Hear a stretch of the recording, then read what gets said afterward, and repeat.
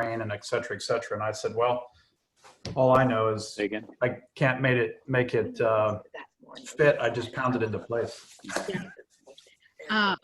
Real quick, I'm going to run through a few things for today. We will be Facebook Live as well as recording this. I'll open up with a few remarks, and then we'll start with Senator Newman for his remarks, and then Jay, when he wraps up, I'll flip it to you for your remarks, and then it'll be open for Q&A. The goal is I'll try and close us up by 1:45. Okay. Yeah, just hang on just a moment. We're going to go live here in just a second.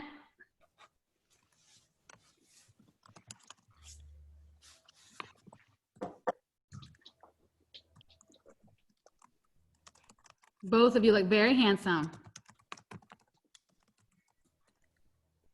I'm impressed that you're wearing ties, Steve. Well, I am. You should see what I'm wearing below. I've got jeans and everything else. This is a quick change in my closet here. I gave up ties on March the 12th. That's good. We haven't been back since. I bet you've been busy, Jay. I mean, what a time, right? It is surreal. It really is. I never would have imagined anything like this. We've got manufacturing in San Francisco and Lynchburg and a few other places, and it's been a challenging time. And we're going live. Oh, hang on.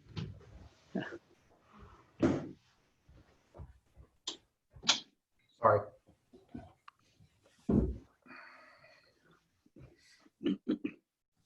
Hi. Okay, you started. Yep. Hi, everyone. Thank you for joining us today for Wednesdays at 1 webinar. I'm Megan Lucas with the Lynchburg Regional Business Alliance, and I, as always, am thrilled to be able to chat with you all, and I can't wait for a time when we can see each other, perhaps shake hands and share a hug or two. We're really excited today about this week's Wednesday at 1 webinar. We have two very distinguished, dynamic, and impactful gentlemen joining us today.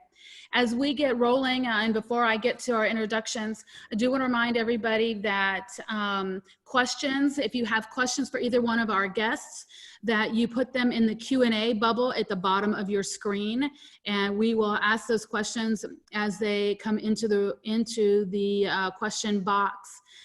It's my pleasure to tell you all today that we have our esteemed State Senator Steve Newman, who is also the Vice President for Marketing and Sales for Delta Star, one of our thriving and important manufacturers in the region, and Jay Timmons, who is the dynamic President and CEO of the National Association of Manufacturers. With that said, we're going to get right to it, and I'm going to welcome Senator Newman for brief remarks and to tell us what's going on in your world. Well, thank you, Megan, and also thank you to the Alliance. What a great job you guys have been doing for all of us in manufacturing, and honestly, all of us throughout Central Virginia. So thank you for everything you're doing. It's a unique pleasure for me today to be on with Jay Timmons. Jay and I have known each other for nearly our entire lives, and I've watched him as a leader in Virginia and then a leader nationally, and I think he's going to bring a great perspective for a lot of manufacturing. For those of you that know me in a different setting, we also have real jobs in Virginia, and my real job is here as the chairman of the board of directors of Delta Star. We're a company that have sales, kind of a medium-sized company, about $250 million, and we have facilities here in Lynchburg and also in San Francisco and in Montreal as well. We are a company that has about 700 employees in the United States and about 150 employees in Canada. You know, for the last few months, it's been extraordinarily challenging. As you can imagine, like many of you that are on this call, business has really been struggling. We've got a COVID-19 committee, including myself and Jason Green and a few of others, that we look at brand new metrics that we've never looked at before, including what does it take to stay open. We just have got to make sure that our facilities are open. We're just very pleased and thankful for Jay Timmons and his group with NAM. They have been an advocate for manufacturing for these many months, and of course for many years before that. A couple of things that you will note. One, I know that Jay will probably talk some about the PPP. I know that many of us are too large to be small and too small to be large, and that makes it very, very frustrating to watch the federal government do what they're doing, and we're grateful that they are. But in many cases, some of the funding just doesn't quite hit the right places, and I know there's a lot of activity from a lot of manufacturing locally on kind of how to do that. Built on top of this, as the Alliance Wells knows because you and John Putney and others have been working on it, there's also a backdrop here of some of the minimum wage bills that are going to be going into effect. And I understand that our company, we start individuals at well over 3 times the minimum wage. So that's not the issue. It's the issue of the compression for those of us that are in manufacturing, that you soon could get to $15 an hour, and you may be starting at $18 or $20 an hour, and someone may very well be interested in really working at a Walmart or somewhere that's not as difficult than manufacturing. So that's going to crunch us. And then this whole idea of the unions becoming very prevalent in Virginia, collective bargaining being made available to local governments, prevailing wage, and then the project labor agreement. So it's a very difficult time to have this much going on. That's really kind of on the anti-business side than the pro-business side during the difficult time. The last thing I'll say is that we did dodge a few bullets. We can talk about those, included the mandated sick pay leave bill that came through. That really was a vacation requirement pay, not sick time. We're able to do that. And of course, we're able to preserve our right to work law by 2 votes. So anyway, Megan, thank you again for what you're doing. I'm looking forward to hearing from Jay, just an extraordinary national leader for manufacturing. Absolutely. Thank you, Senator Newman. I appreciate it. Jay Timmons is the President and CEO of the National Association of Manufacturers. He's also the chairman of the Board of Manufacturing Institute, NAM's workforce and education partner. Since Jay took on the helm, the National Association of Manufacturers has nearly doubled in size, dramatically expanded its issue advocacy, and enhanced the organization's influence and mobilization efforts outside of Washington, D.C. I have been a member of NAM since my days in Nebraska. I have always been a big fan of NAM. It is an extraordinary national association. And Jay, you have done a remarkable job. We're really glad to have you leading that association and manufacturers, telling the story, which is so critical to our economy. Everyone, please welcome Jay Timmons. Well, thanks, Megan, and thank you for your membership as well. We appreciate that. Good to be with you. Good to be with the entire Alliance. I do appreciate the chance to be with you all today, and it's great to also share the platform or the video, I guess, with Senator Steve Newman. I want to give you just a kind of a quick overview of how manufacturers are responding to this crisis and what we believe the path forward is for recovery and renewal. From the very beginning of the pandemic, manufacturers have been on the front lines as essential workers, ramping up production of personal protective equipment, as Steve mentioned, for our first responders and medical professionals. And we've been racing toward vaccines and cures. And literally just 3 minutes before we started this call, Dr. Anthony Fauci was talking about a therapeutic that has some promise. And we're really glad to hear about that. That, of course, is a product of manufacturers.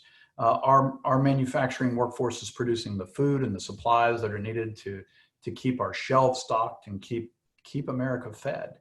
The NAM's work has really fallen into 4 buckets over these past 2 months. First was getting guidance for our members from the CDC and other agencies and sharing best practices so that manufacturers knew exactly how to operate safely, because making sure that our workforce is safe and healthy is our absolute #1 priority. Our second area of focus was making sure that state and local governments didn't shut down essential manufacturing operations because of vaguely worded orders. In Virginia, Governor Northam's team has worked quite closely with the NAM and reached out to us in advance of his shutdown order in Virginia. And we were able to talk about manufacturing and its essential role in our economy. We were also instrumental in getting the government of Mexico to start backing off of their attempts to shut down manufacturing in their country which, as we all know, is very dangerous for the entire North America supply chain. Third, we focused on mobilizing PPE. We connected manufacturers who had PPE or could produce PPE or scale up their production of PPE with officials at FEMA, the White House, other agencies, as well as states all across this country so that they could get PPE where it needed to go. We've been able to identify and to move tens of millions of pieces of PPE and find companies that can retool to make more. One day that I remember quite well, it was a good day, we were able to move 50,000 gloves, hundreds of pairs of eyewear, 500 Tyvek suits, and 1,095 masks to just one hospital in Detroit as they were rapidly becoming one of the hot zones in this country. Our survey with the Business Roundtable helped us to identify sources for about 11 million gloves, 1.2 respirators, 6 million gowns, and a lot of other supplies. And we gave that information to federal and state officials to let them place those orders as well. And then our final area of focus has been on getting the right policies enacted through Congress and with the administration. In early March, we released the NAM's COVID-19 Policy Action Plan recommendations. One was for a $1.4 trillion loan fund for manufacturers. With the recent expansion of the Paycheck Protection Program, PPP, and lending from the Fed, we're getting close to that number. Another part of our plan was liability protections for the production and use of N95 masks. We're very glad that that was accomplished, along with many more of our policies. Last week, we released our American Renewal Action Plan, and that's going to continue to guide Congress and the administration further into the future. And when we think of that path ahead, manufacturers think of it in three phases. Response, that's what we're in right now.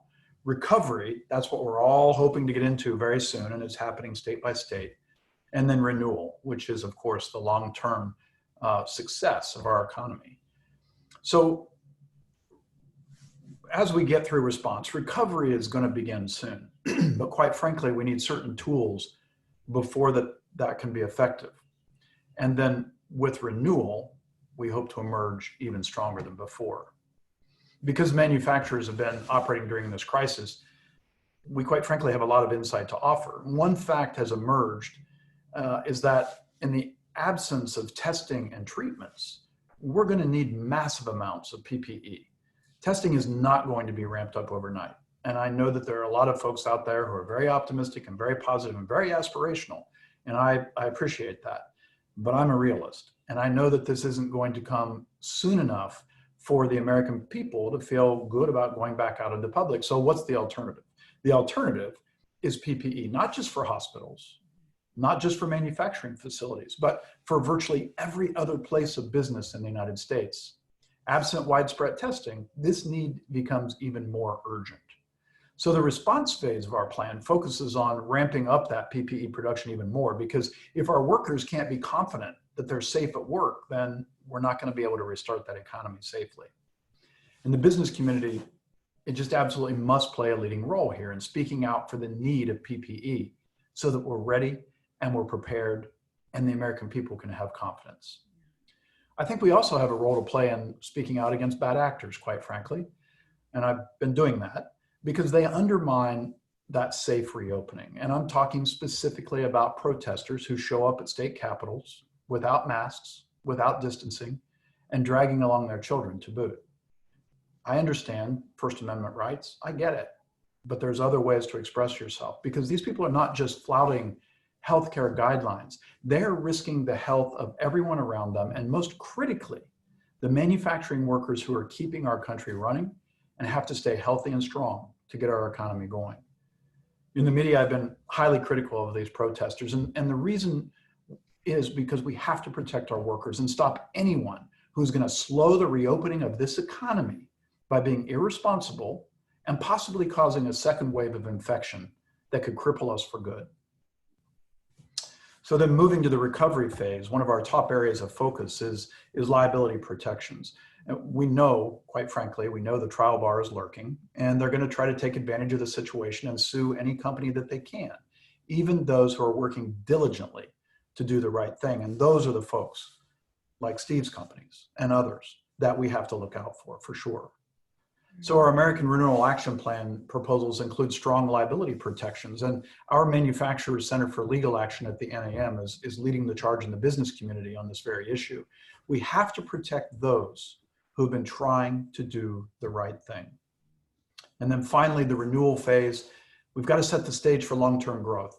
We're going to come back. We're America. But you know, this stage is going to require increased liquidity. It's going to require smart changes to the tax code. It's going to require at least $1 trillion, we believe, for our nation's infrastructure and a $10 billion workforce training program, as well as expanded trade, regulatory improvements, and several other items that you'll see in that document, including a focus on how do we bring supply chains back to the United States in an effective manner. So manufacturers are really doing our part to help our country overcome this crisis, and we're always going to be working to be the solution. Like all businesses, I can assure you, we want to reopen as quickly as possible, but we also know that we have to do it safely to make sure that the American people are confident in our actions. So at the NAM, we're going to continue to lead not only in supporting our members, but also in supporting our entire country. And if you want to see a copy, by the way, of our American Renewal Action Plan or any of our other COVID-19 resources, you can visit nam.org/coronavirus. And Megan can also help connect you with Tim Gould, who is our field advocacy director for the Mid-Atlantic region, and he can help as well. So thank you again, and I look forward to your questions. And again, Megan, thanks for the opportunity.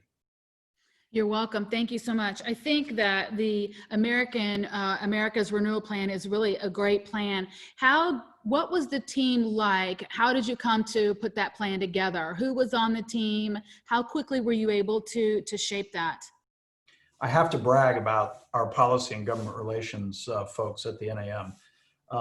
The plan, from the time we said, hey, it's time for us to move forward with this, we were so invested in everybody at the NAM trying to locate PPE and get it to hospitals all across the country, that we were playing catch up in many ways.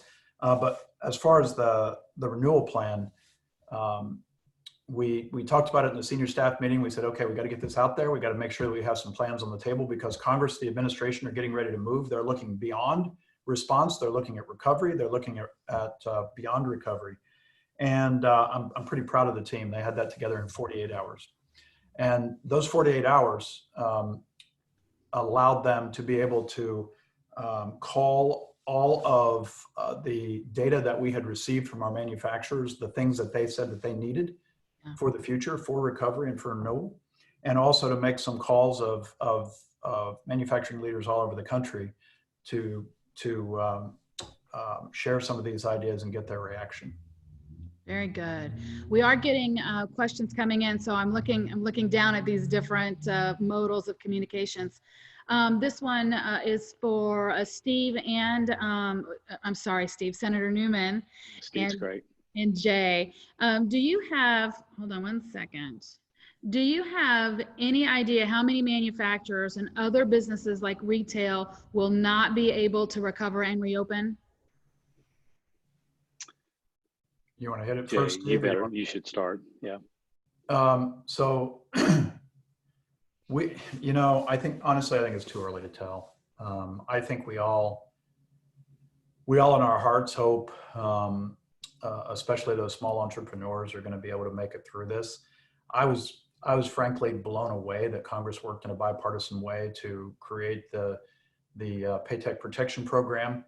That is, as you know, Megan, it's a loan program that companies that have under 500 employees can take advantage of. They can borrow a certain amount of money as long as they make a pledge to keep their employees on board throughout that time. And frankly, I just think that is a win-win.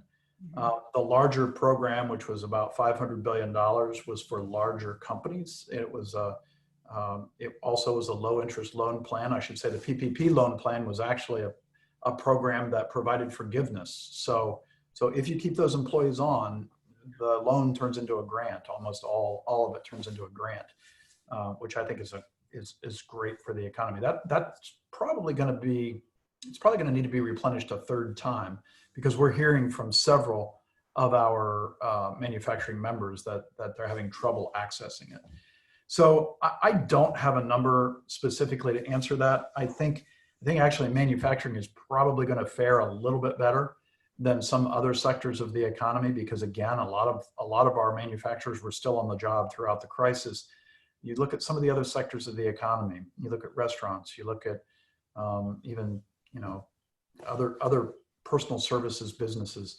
Those are really hurting, and I hope we all rush back and start supporting those businesses again when they reopen. And I have an awful personal story to share, but I will.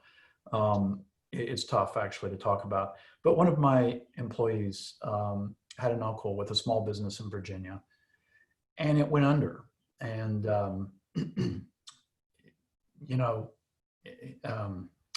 he did not handle it well, and he took his own life. I think as we get through this, and as we see those people who are struggling to build back what they had built and what made Virginia and made America so powerful, we've got to do everything we can to support them. And there might be some cases where they can't make it. And this is not a business proposal that I'm giving you. It's a human proposal. It's where we have to put our arms around them and say, you're going to make it. You're going to get through this. There's an emotional toll here as well as an economic toll. Absolutely. We are seeing that locally as well. The emotional toll on small businesses and those families who have been growing those businesses for years and decades. It's painful to see, and I think that we are doing as much as we can. There could certainly be more, but thank you, Jay. Steve, do you have a response to that question? Well, just I think from a state perspective, what we're seeing, Megan, is we think that we're going to have about $3.5 billion down on our budget, and we're going to have unemployment that's going to run in Virginia somewhere north of 13 to 18%, and we're really concerned about that. What we've really been pushing for is we think that there has to be leadership that looks a lot like what manufacturers are doing. If you come into this building or in a lot of buildings that Jay represents throughout the country, they're doing it right. They're doing it carefully, because if we don't, we will lose our employees. A couple of times, I won't mention what city, but we were on the edge. We didn't know if they were coming back or not. We are delighted to have craftsmen and engineers that came back, but we've seen how manufacturing has done this correctly. They've been able to make sure that we come back to work. We've got about 400 people working in this building, but doing it carefully. We think that governors need to look at what manufacturing is doing and kind of model next steps. For instance, the hospitals. I'm concerned about our hospital locally here. They've only got 6 cases, but a big chunk of that hospital is closed or laying off individuals. We need to make sure that we have complex thinking on how we operate, much like what we're doing in manufacturing, for other parts of the economy. Because if not, you're going to have this antsiness that's going to push toward irresponsible behavior, and that is going to really put us back into a situation closer to what we've had this last spring. I talked to a group of pastors this morning who are going to come up with a plan on how to open up very responsibly for some of their churches, but they're doing it the right way. And I think that's the type of complex leadership type items that we need from our governors right now. We need the safe way to reopen, the way really manufacturers are doing it today. And Megan, let me just add to that. Those stories, the stories of Steve and his workforce, and how they have responsibly handled this, that's the counter to the folks who have acted irresponsibly. Those are the heroes. Those are the stories that we need to focus on. It is the example for the rest of the economy. And I think too often, you hear everybody talking, absolutely rightly so, about the first responders, the hospital workers, the grocery clerks. Those are our modern day heroes through this pandemic. But the folks you never hear about, you don't hear about it from the White House podium. You don't hear about it from governors. You don't hear about it in the media. Modern day heroes also include manufacturers who have kept this economy going for the last 2 months. And the example that Steve just gave of his own facility, those are the stories that we need to celebrate and that we need to talk about. I agree, and we've been fortunate in the Lynchburg region, especially.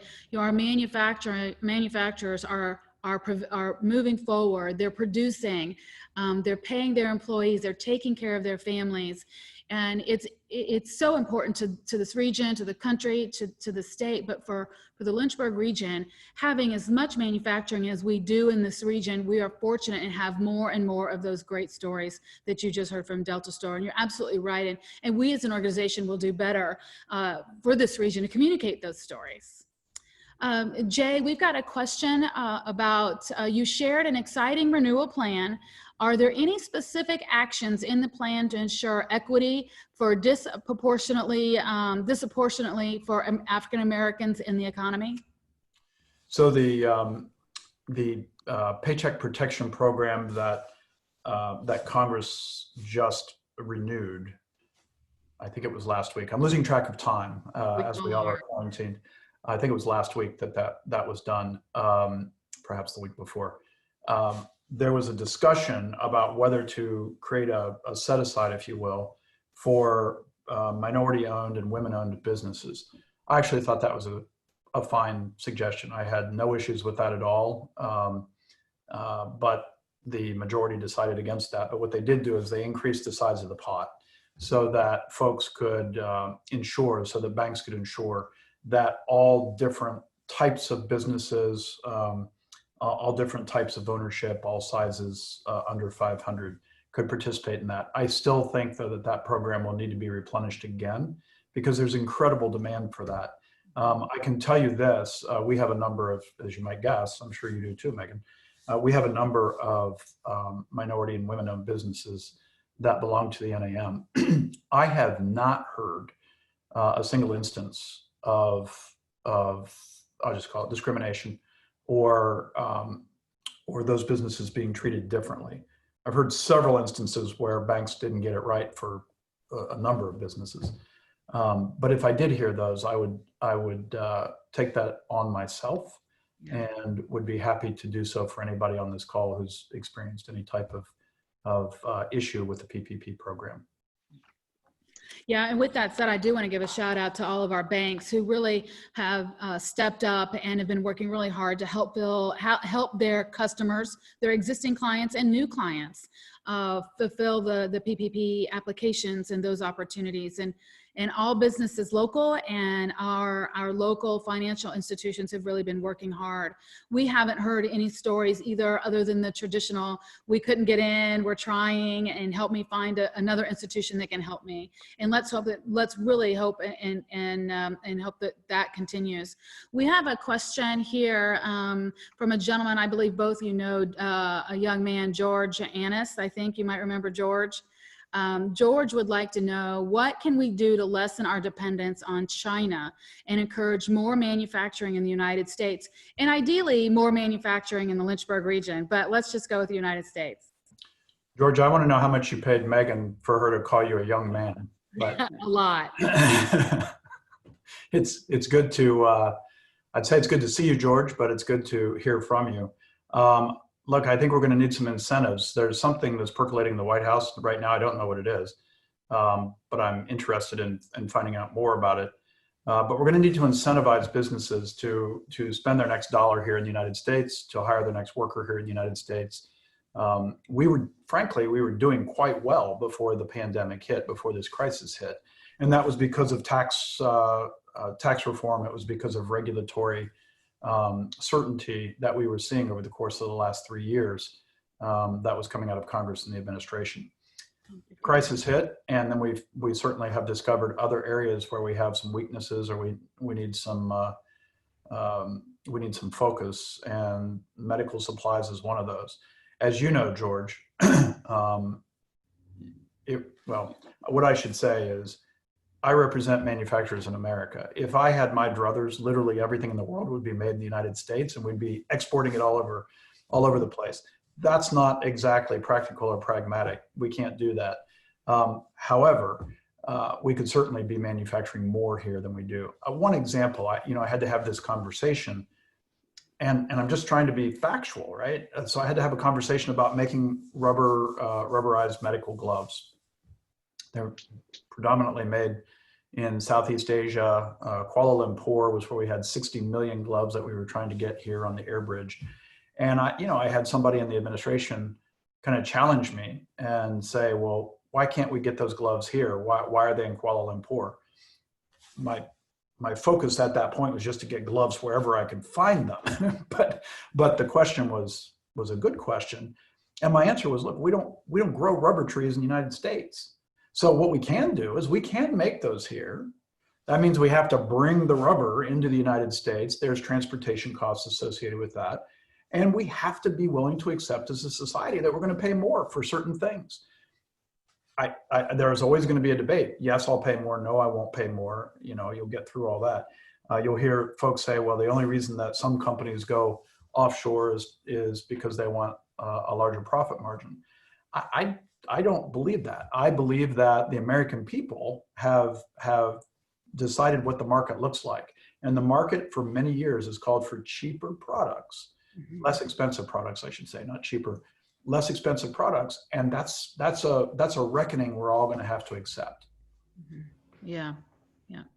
Senator Newman, do you have any thoughts on that?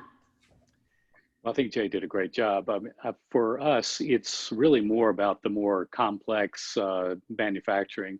I think some of the actions that the president took the moment he got in were just kind of just in time, because we've seen, especially the Asian market for our product is extraordinarily complex. It's about $1 million a piece. They can be made overseas, and they are. But the fact is that we really needed the president to really make it more conducive to manufacture complex items in the United States, and he has done that.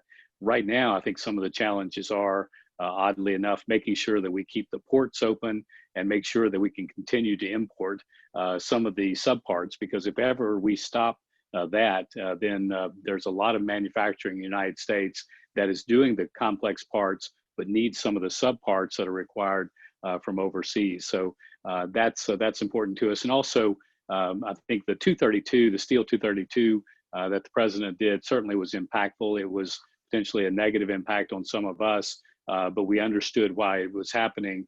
We understand that the president is considering an additional 232 right now. We honestly have great concern about that, because we're all dealing with COVID and all the other matters, and certainly the banking situation is difficult for some manufacturers. We just hope that we don't go down a new wave of 232 steel tariffs right now. That would be quite injurious to many of us.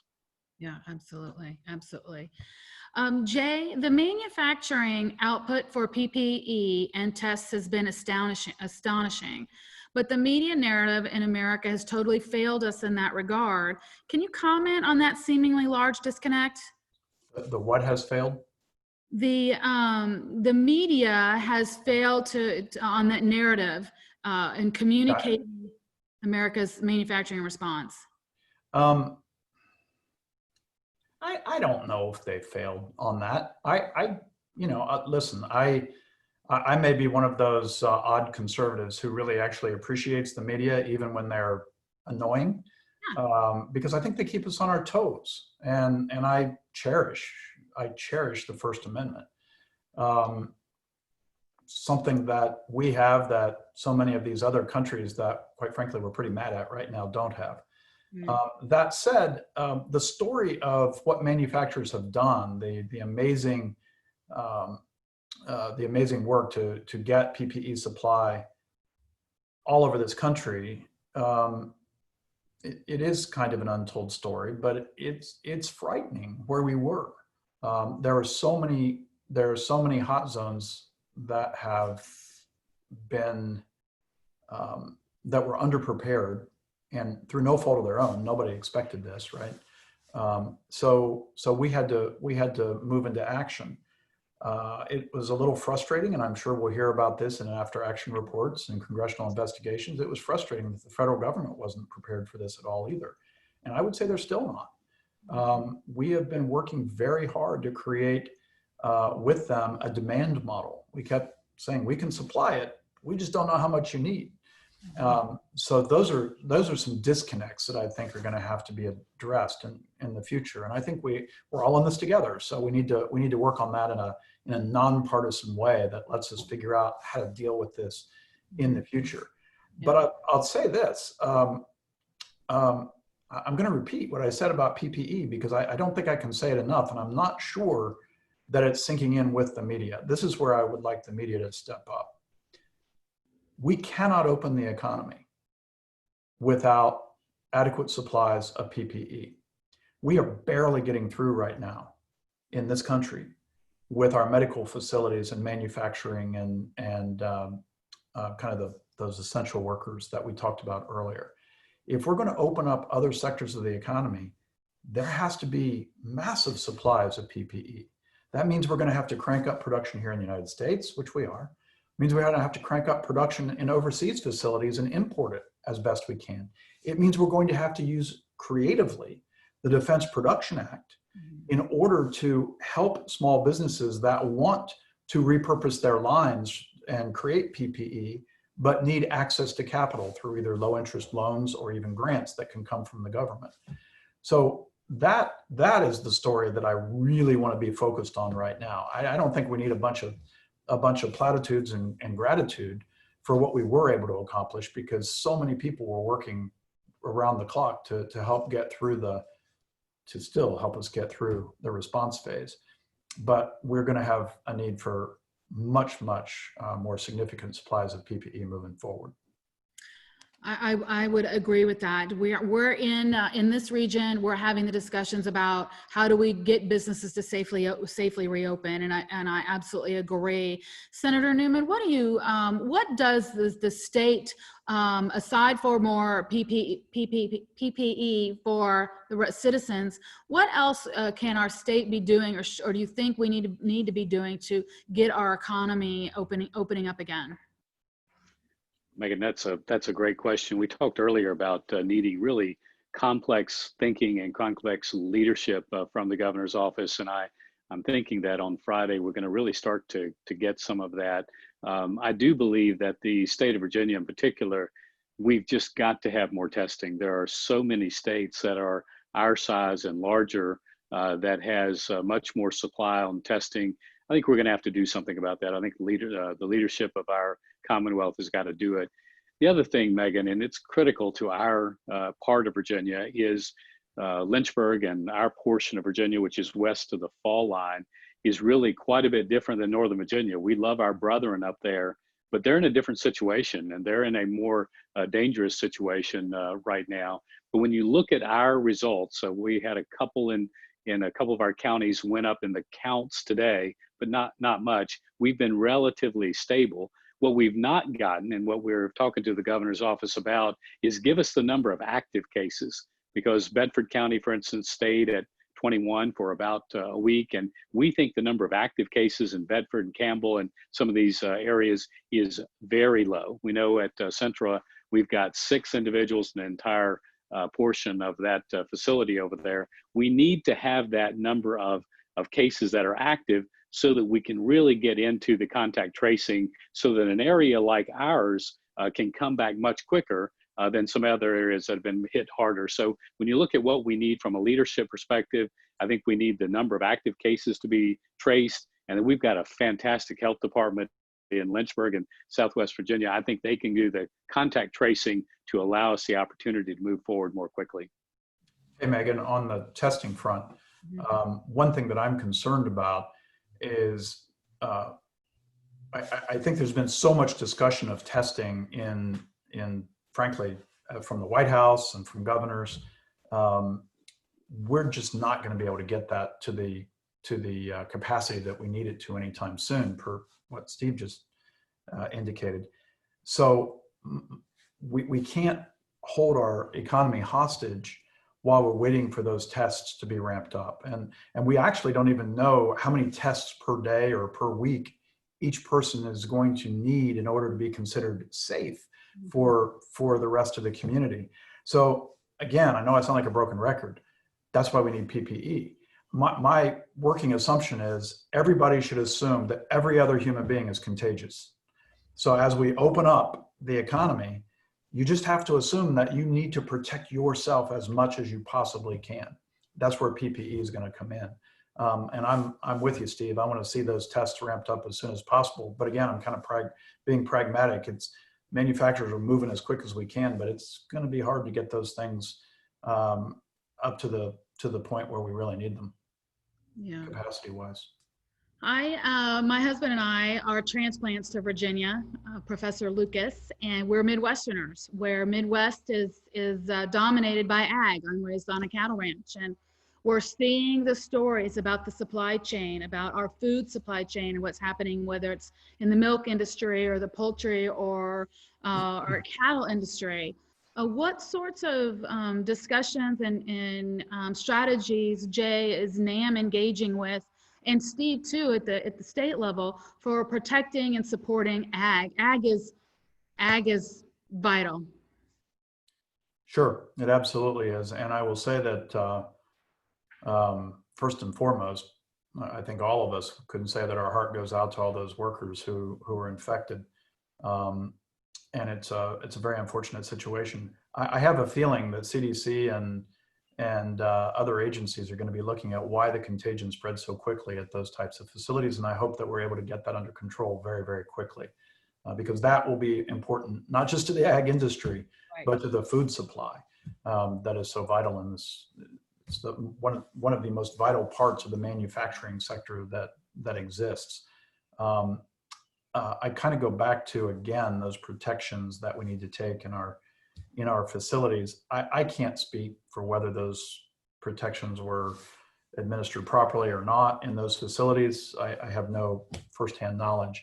But what I will say is we probably need the federal government to be focusing like a laser beam right now on all food processing facilities, and not just protein, but also produce and other areas, because we have a big breakdown. I think I'm sure you know, since you have that in your background, Megan, about 50% of our food supply went to consumers through grocery stores, and about 50% went through the restaurant industry. And now it's like 80-20. So that packaging and processing has shifted pretty dramatically. It's led to farmers having to do extraordinary and pretty horrible things to maintain their businesses. So that's going to have to be number one. We work with grocery manufacturers, and we work with several other food manufacturers that are part of the National Association of Manufacturers umbrella. And I can assure you we're all kind of focused on this crisis right now. Speaking of federal, I believe you were named to President Trump's Business Recovery Task Force. How has that been? Have you been enjoying that, and what has that experience been like? Enjoying something like this is probably not the right term. I was really pleased to be asked to serve on that. In addition, we had, I believe it was around 50 of NAM members were also asked to serve. And we were able to provide some thoughts about the manufacturing industry specifically, as well as the pharmaceutical industry. And many of those thoughts got incorporated into the American Renewal Action Plan that I mentioned before. And we provided that to the White House that next weekend. So we believe, and we've been told by the White House, that many of those ideas are ones that they'll be pursuing. And we've already seen it in some of the legislative proposals that are starting to percolate on, say, liability reform and some other points as well. Wonderful. Well, we're glad that you're at the helm of NAM so that you can be asked to serve in such a vital role. Senator Newman, Jay, we really appreciate both of you for being with us today, but really for your leadership in the state of Virginia, in the country, and what you're doing for manufacturing and our economies. We can't thank you enough for the time and the commitment and the passion that we see in both of you, both today and throughout what you do. Do you have anything you'd like to say before I wrap up, either one of you? Well, I just want to say thank you to everybody who's on this call for your leadership in helping us get through this crisis. We all have to join arms. We all have to understand that our communities are going to be very, very different moving forward. I'm just, I'm very honored and humbled to be able to work with so many manufacturers that are members of the NAM from Virginia overall.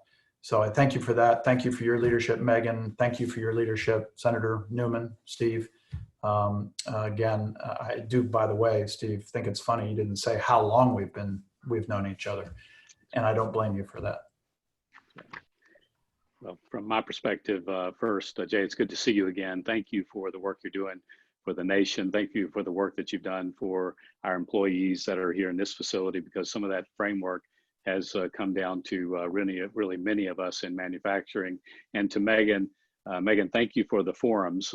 You are reaching out to your members, you're providing a service during a critical time, but also it's this idea that we're not alone. So, Delta Star may think that, we're in this alone and we're fighting with our heads down, but there's so many others out there. So thank you for all that you're doing for the Lynchburg area. Well, it's certainly our pleasure. We really focus on thinking regionally and competing globally, so together we can impact locally, and that's really key to how we execute. Gentlemen, thank you so much. Everyone, I appreciate you tuning in, spending a little bit of time with us today. In closing, I want to remind you of a few upcoming events. First of all, next week is Business Appreciation Week, so we'll be continuing to appreciate all of our businesses. It's also National Economic Development Week, and we have amazing economic developers in our region, and we'll be working on thanking them. So thank an economic developer for sure next week. You can be certain that we are pivoting as economic developers and continue to work on behalf of our manufacturers, our existing economy, and preparing to receive, hopefully new, as reshoring and nearshoring occurs. Next week on Monday, May 1st, is the Virtual AM Alliance. May 7th, this Friday, May 1st, is the Virtual AM Alliance. May 7th, Leadership Lynchburg will be hosting Lessons with Leaders at 10 a.m. with Dr. Christine Marcini, I think, with the Women's Health Center. That's at 10 a.m. Then on May 7th, we'll have that evening, Women, Wine, and Wisdom, the virtual edition. And again, I'd like to thank everybody for tuning in for Wednesdays at 1. For updated COVID information, of course, you can visit the lynchburgregion.org, where we are linked to NAM's website at nam.org. And if you need anything at all, please don't hesitate to reach out to us. We appreciate all of you.